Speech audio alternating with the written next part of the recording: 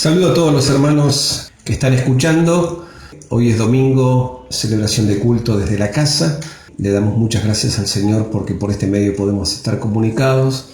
Les recuerdo que la iglesia sigue funcionando, no está supeditada o no está condicionada a un espacio o un lugar que tenga que ver con el templo, que tenga que ver con un edificio. Desde nuestras casas seguimos siendo iglesia. La palabra sigue siendo tan efectiva como cuando nos reunimos y escuchamos la predicación del domingo desde el púlpito. Hoy el púlpito es un medio de comunicación, es el celular o el medio que utilicen para poder escuchar este mensaje que he preparado. Nosotros todos los días estamos escuchando noticias, algunas son bastante desalentadoras, otras no tanto, pero en fin, lo que sí es verdad que si no se sabe bien a ciencia cierta cuándo se va a levantar la cuarentena, no se sabe bien cuándo va a llegar el tiempo que nosotros podamos con libertad reunirnos, congregarnos y celebrar un culto congregacional, juntos adorar al Señor, juntos congregarnos y escuchar la palabra.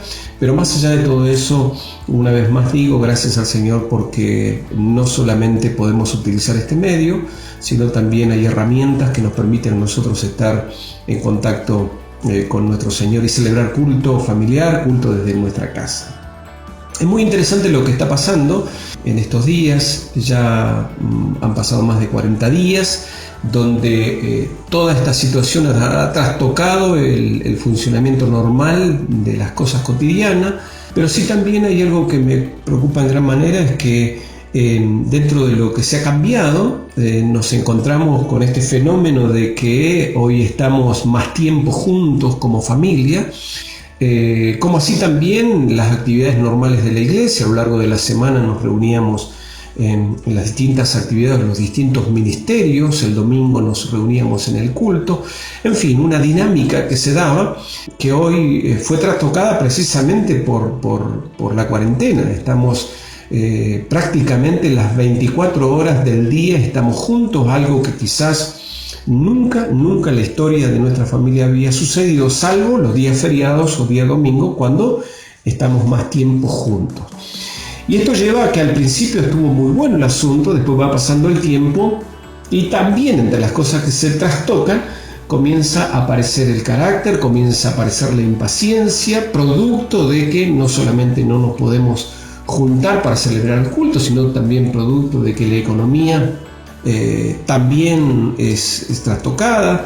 Las relaciones familiares siempre estaban supeditadas a por lo menos tener un par de horas fuera de la casa y relacionarse con otra gente. Es decir, se acomodaron un montón de cosas, ¿y ahora qué? Y ahí es donde empiezan a aparecer algunas cosas que ponen a prueba nuestra fe y el amor que sentimos el uno por el otro. Y como se pone a prueba de la fe, quiero compartirle una palabra que tiene que ver con esperar, que tiene que ver con esperanza. De hecho, como se pone a prueba nuestra fe, la Biblia en Gálatas capítulo 5, versículo 22-23, dice: mas el fruto del Espíritu es amor, gozo, paz, paciencia, benignidad, bondad, fe, mansedumbre, templanza. Contra tales cosas no hay ley. Es decir, que el fruto del Espíritu debería manifestarse en nosotros, hombres y mujeres de fe, de tal manera que podamos sobrellevar toda esta situación tan atípica que estamos viviendo dentro de la familia.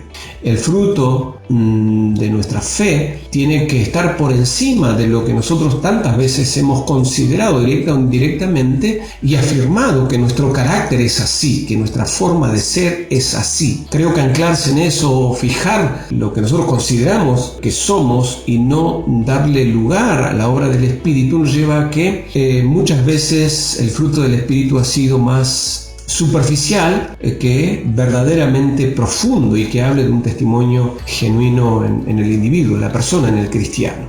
Pero creo que las noticias que nosotros estamos escuchando y la desesperanza con la que hablan muchos políticos y muchos especialistas en pandemias y en enfermedades no nos tiene que llevar a nosotros a contagiarnos de eso. Nosotros debemos estar firmes en lo que la palabra de Dios nos enseña, más allá de lo que pase a nuestro alrededor. Pero tenemos que ser cautos, tenemos que ser prudentes, pero tenemos que afirmarnos en lo que la palabra de Dios nos enseña. Y allí es donde nosotros podemos dar testimonio de que en Cristo y en Dios nosotros tenemos esperanza. Pase lo que pase, estamos en las manos de un Dios que tiene total y control absoluto de todo lo que nos pasa. Nosotros podemos ver en el libro de los Salmos, un libro donde el salmista, los autores del libro de los Salmos dan testimonio y hablan acerca de la vida cotidiana,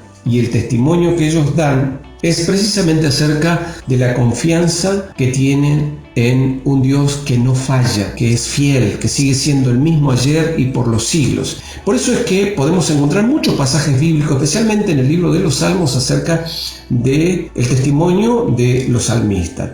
David dijo en el Salmo 40: y me hizo sacar del pozo de la desesperación del lodo cenagoso. Puso mi pie sobre la peña y enderezó mis pasos. Puso luego en mi boca cántico nuevo, alabanza a nuestro Dios. Verán esto muchos y temerán y confiarán en Jehová. Bienaventurado el hombre que puso en Jehová su confianza. El versículo 1 dice: pacientemente esperé a Jehová y se inclinó a mí y oyó mi clamor. Es decir, evidentemente él no estaba viviendo una situación promisoria o buena, agradable. Por eso es que él habla acerca de la paciencia que él tuvo. Pacientemente esperó, él puso esperanza en Dios, porque sabía que Dios no lo iba a dejar sin respuesta a su pedido, a su necesidad. Y dice: y él se inclinó a mí y oyó mi clamor. Y hubo respuesta a la oración de él. Dice: me hizo sacar del pozo de la desesperación. ¿Qué estuvo viviendo, qué estaba viviendo el salmista, qué estaba viviendo David, que estaba desesperado? Y dice que Dios lo sacó de ese pozo y lo puso en alto, lo puso sobre la peña y enderezó sus pasos. Y eso lo llevó a él a glorificar a Dios. Dice: puso luego en mi boca cántico nuevo, alabanza a nuestro Dios. Lo interesante de esto es que verán esto mucho, es decir, el testimonio de que Dios lo sacó de la desesperación, Dios lo sacó del mal en el que se encontraba, y verán esto muchos, y por causa de su testimonio, muchos temerán y confiarán en Jehová. Por eso es que en el versículo 4 dice: bienaventurado el hombre que puso en Jehová su confianza. ¿Por qué es bienaventurado? Porque tuvo respuesta de un Dios fiel. Allí en el Salmo 70, más adelante, el mismo salmista dice: gócense y alégrense en ti todos los que te buscan, y digan siempre los que aman tu salvación, engrandecido sea Dios. Yo estoy afligido y menesteroso. Apresúrate a mí, oh Dios, ayuda mía, y mi libertador eres tú, oh Jehová, no te detengas.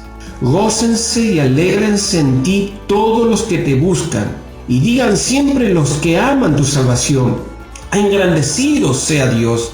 Yo estoy afligido y menesteroso. Apresúrate a mí, oh Dios, ayuda mía, y mi libertador eres tú, oh Jehová, no te detengas. El salmista está diciendo: señores, la respuesta está en Dios. Gócense, alégrense, busquen a Dios. Yo no estoy bien, yo estoy afligido y menesteroso. Y ora a Dios y le pide a Dios que le ayude, porque Dios es su libertador. Aquí nosotros podemos ver que el salmista tenía absoluta y plena confianza en Dios. Y por más triste que estuviera, por más desesperado que estuviera, por más mal que estuviera, él no dejaba de buscar a Dios, confiar en Dios y esperar en Dios. Por eso es que nosotros debemos afirmar nuestra esperanza en Dios. La palabra esperanza podemos identificarla como la confianza en que se realice una cosa que se desea o se necesita, pero desde una confianza total y absoluta. Es aquel que espera en Dios y sabe que el esperar en Dios no es en vano, porque siempre hay una respuesta. Mire, es interesante. Yo le voy a leer una frase de Philips Bronk. No sé si se pronuncia bien el nombre, pero él dijo esto: fe para sacarme de mi tribulación no es fe en Dios. La fe significa que aunque me saque o no, seguiré creyendo que Dios es fiel. Algunas cosas solamente se aprenden en el horno de fuego o en los problemas que podamos enfrentar. Lo que estaba diciendo es que más allá de lo que pase, más allá de la respuesta a nuestras oraciones, nosotros confiamos y esperamos en un Dios que es fiel, lleno de amor, lleno de misericordia. Las tribulaciones nadie quiere vivir, nadie quiere sufrir, nadie quiere dolerse, nadie quiere pasarla mal. Sin embargo, el apóstol Pablo en Romanos capítulo 5, versículo 3, dice: nos gloriamos en las tribulaciones, sabiendo que las tribulaciones producen paciencia, y la paciencia prueba, y la prueba esperanza. El mismo apóstol dice en Efesios 4:2: andemos con toda humildad y mansedumbre, soportando con paciencia los unos a los otros en amor. Es decir, andemos con esperanza, andemos esperando de que Dios haga lo que nadie puede hacer a favor de nosotros, aunque la ciencia puede hacer algo a favor de nosotros, aunque los médicos con los descubrimientos de vacunas y todo lo que están haciendo a favor de la salud pueden ser, nunca es como lo que Dios hace por nosotros. ¿Y por qué dice soportando con paciencia los unos a los otros? Porque la persona que no tiene esperanza, o la que perdió la esperanza, la persona que no aprendió a esperar en Dios, en estos tiempos se transforma en una persona impaciente, con el riesgo a ser violento o violenta, y destruir o derribar aquellas cosas que hasta aquí se han construido. Por eso es que Santiago capítulo 1 versículo 3: teniendo por sumo gozo cuando os halléis, hermanos, dice el apóstol Pablo, tengamos por sumo gozo cuando nos encontremos frente a diversas pruebas, sabiendo que la prueba de nuestra fe produce paciencia. Necesitamos en este tiempo fortalecer la esperanza en Dios. Necesitamos ser pacientes, necesitamos corroborar o evaluar hasta qué punto el fruto del Espíritu, esto puede ser minado en este contexto tan particular que estamos viviendo. Muchas horas juntos, y si el fruto del Espíritu no fluye, no aparece, si la esperanza de lo que tenemos por delante no está puesta en Dios, podemos tener problemas, podemos tener conflictos, podemos llegar a crisis tan profundas con el riesgo de que esas crisis no podamos solucionar. El salmista dijo en el capítulo 25, versículo 3: ciertamente ninguno cuantos esperan en ti será confundido. Lamentaciones capítulo 3, versículo 25 dice: bueno es Jehová a los que en él espera, al alma que le busca. Evidentemente, hermanos, si hay algo en lo que nos debemos esforzar, y creo que debido al contexto en el que estamos viviendo, esforzarnos como nunca antes, es enriquecer, fortalecer, construir, edificar la esperanza en el Señor. Me puedo imaginar, o intento imaginarme, lo que vivió el pueblo de Israel durante 40 años dando vuelta en el desierto, y creo que también tenían complicaciones de carácter o problemas de carácter, problemas entre ellos. De hecho, cuando vemos los relatos bíblicos, los conflictos que tenían de buscar a Dios, confiar en Dios y por momentos confiar en otros dioses, descansar en Dios y por momentos quejarse porque habían ido al desierto, preferían volver a comer ajo y cebolla bajo la esclavitud de Faraón, y tenían tantos conflictos, posiblemente tantos conflictos familiares como hoy en día pueden aparecer por este contexto tan atípico que estamos viviendo. Pero el desafío es, hermanos, que no dejemos de buscar al Señor, no dejemos de fortalecer nuestra esperanza en Él. No dejemos o no bajemos los brazos, porque si nosotros escuchamos la noticia, va a pasar mucho tiempo para que nosotros podamos congregarnos. No importa, seguimos siendo iglesia, no importa, seguimos celebrando culto, no importa desde nuestros hogares, no importa, seguimos orando los unos por los otros, no importa, seguimos haciendo el altar familiar, no importa, seguimos haciendo el devocional, seguimos escuchando las predicaciones. Pero sí tenemos que estar preparándonos para un nuevo tiempo que tenemos por delante. Este nuevo tiempo que tenemos por delante lo vamos a ir construyendo. Pido a Dios que nos revele a nosotros los pastores, porque los cambios esto nos lleva a buscar la dirección del Señor para saber cómo seguir adelante en todas estas restricciones que hay.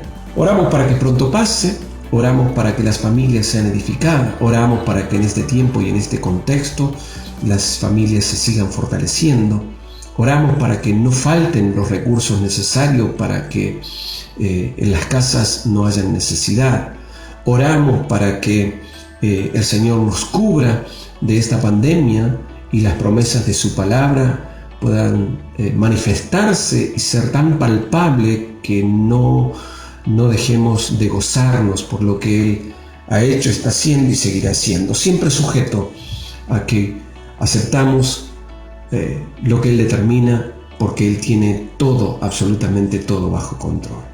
Hermanos, les amamos, les extrañamos muchísimo. Yo que soy saludero y que ustedes saben que a veces los hermanos saludo 3-4 veces al mismo hermano, a la misma hermana en el culto, los extrañamos muchísimo.